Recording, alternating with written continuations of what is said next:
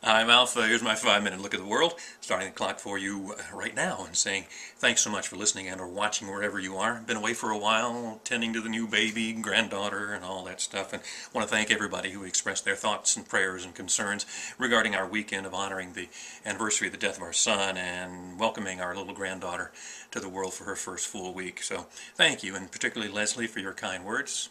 Deeply appreciated. As are your thoughts, so you can offer them anytime you like.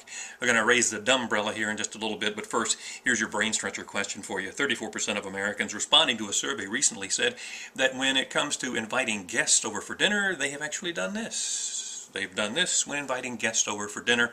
What have they done? We'll find out in just a little bit.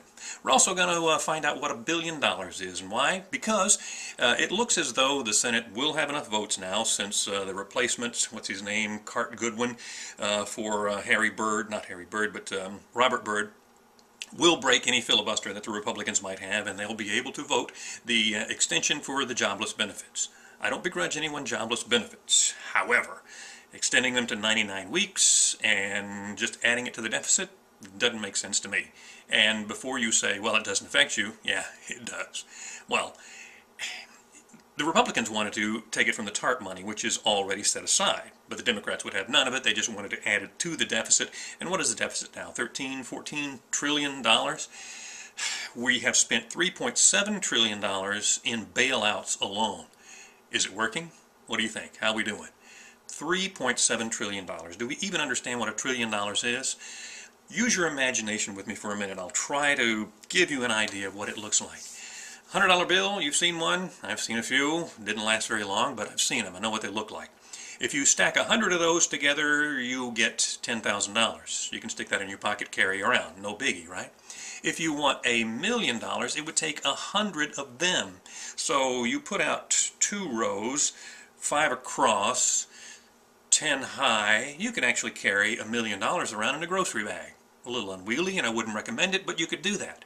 Okay, let's go from that to $100 million. A little bit more impressive. It would take 100 of those, right? It's a million, 100 million. So you would have to get out a pallet, put it on the floor. Pallet's about 4 by 4. Stack them about 4 feet high, you can have $100 million. A lot of money, but not all that big, unwieldy package to handle. You could put it in your pickup truck. Now let's go to $1 billion. It would take 1,000 of those. 1,000 million. No, we got 100 million, so it only take 10 of those. 100 million, 10,000. Yeah, it would take 1,000 million. We've already got 100 million, so we put 9 more pallets out here. We'd have enough to cover this room about from the pool table over to where Dedrick the entertainer is, and over to the wall, and then we've got $1 billion there. Still pretty impressive, but you want to go to $1 trillion? It's going to take 1,000 of those. It's going to take 1,000 spaces that size with $100 bills stacked about 4 feet high to make $1 trillion, and yet we go through those and we toss that number around and we spend that money just like that. $3.7 trillion we spent on a bailout, and I'm not sure it's working. Have you seen any evidence of it? Okay. Get out the dumbrella. It's time to talk about some real stupid things. You see this? The U.S. Forest Service captured a guy in Shasta National Forest near Redding, California. He was an illegal alien tending a plot of about 7,000 pot plants. They probably weren't his plants. They probably belonged to some Mexican drug cartel. But they caught the guy. And in the report, they didn't call him an illegal alien. They called him a displaced foreign traveler.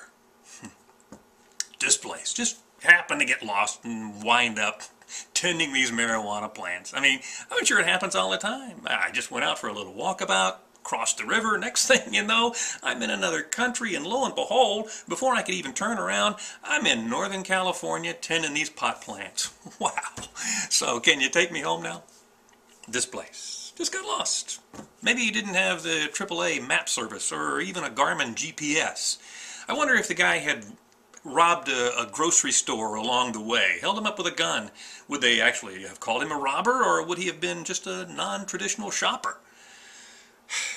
We know what you are now, Oliver Stone, because Oliver Stone says if there is an industry important to America, the government should just take it over. just take it. I mean, if the oil company, agriculture, industry, if it's vital to the interest of America, just take it. I mean, you forget all the hundreds of thousands, maybe millions of people who have stock in these companies, whose livelihood depends on it, whose retirement depends on it, maybe in the future or maybe right now. Forget about that. Because if the government takes all of it, then they'll have that asset and they'll be able to take care of the people, right? So we know what you are now, Oliver Stone. Welcome to the Communist Party. All right, here is the answer then to the brain stretcher question. 34% of Americans have actually done this when inviting people over for a dinner party. They've tried to pass off carry-out food as homemade. You ever done that? How'd you hide the McDonald's bags? Wow. That's my 5 minutes. I'll see you next time. $1 trillion. 1,000 of those rooms.